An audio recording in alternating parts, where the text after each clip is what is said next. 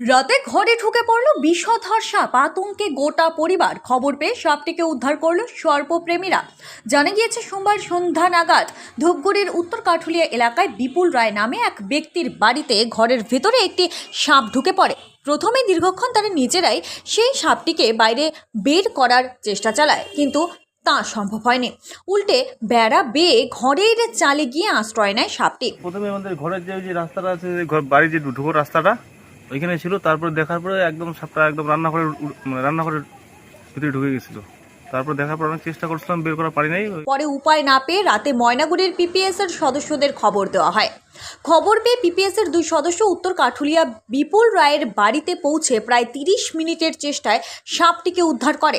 তারপরে আমরা তো ওই যে ময়নাগুড়ি পিপিএস কে খবর দিয়েছিলাম। ওইখান থেকে ওরা আসছিল, আসার পরে সাপটাকে রেস্কিউ করে নেয়। সাপটি উদ্ধারের পর আতঙ্কমুক্ত হয় পরিবারটি। সাপটা আমাদের এদিকে আগে দেখি নেই, আজকে প্রথম দেখলাম। এখন আরো চিন্তিত আছি, এরপর যদি আবার বের হয়। মোটামুটি আতঙ্কে ছিলাম একদম। ছোট ছোট বাচ্চা নিয়ে আমরা বাইরে ছিলাম, ঘরে ঢুকতে পারি নেই। উত্তর কাঠুলিয়া বিপুল রায়।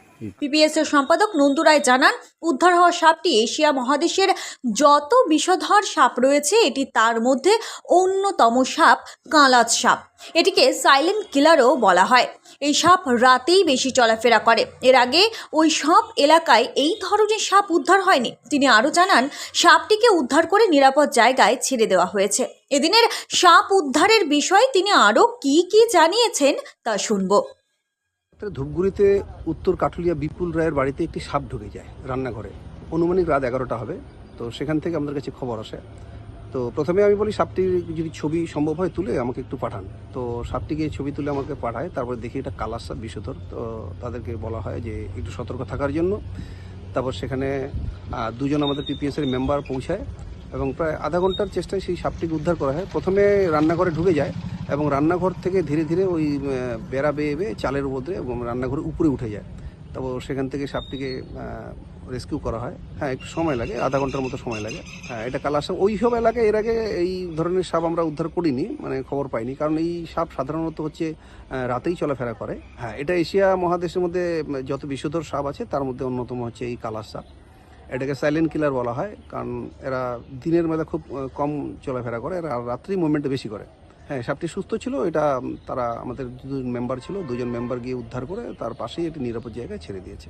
আমি সংগঠনের সম্পাদক নন্দু কুমার রায়। আপনি কি ই রিক্সা বা টোটো কিনতে চাইছেন? আপনার জন্য রয়েছে পুজোর ধামাকা অফার। শারদ উৎসবের শুভেচ্ছা জানিয়ে ডাউকিমারি মা দুর্গা মোটরস দিচ্ছে গ্রাহকদের জন্য দারুণ অফার।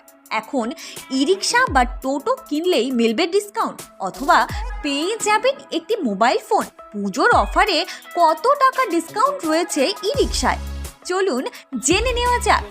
মা দুর্গা মোটরসের পক্ষ থেকে জানানো হয়েছে, ই রিক্সা বা টোটোর গ্রাহকদের জন্য পুজোর বিশেষ আকর্ষণীয় অফার হিসেবে রয়েছে 5,000 টাকার ডিসকাউন্ট অথবা একটি মোবাইল ফোন।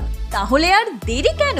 পুজোর এই অফারের লাভ ওঠাতে এক্ষুনি চলে আসুন মা দুর্গা মোটরসে। এই ধামাকা অফার থাকছে 31শে অক্টোবর পর্যন্ত। এখানে ক্যাশে অথবা ফাইন্যান্সে ই রিক্সা ক্রয় করার সুবিধাও রয়েছে। বিস্তারিত জানতে আজই যোগাযোগ করুন মা দুর্গা মোটরস, ডাউকিমারি বাজার, ডাউকিমারি হাসপাতাল মোড়ের পাশে।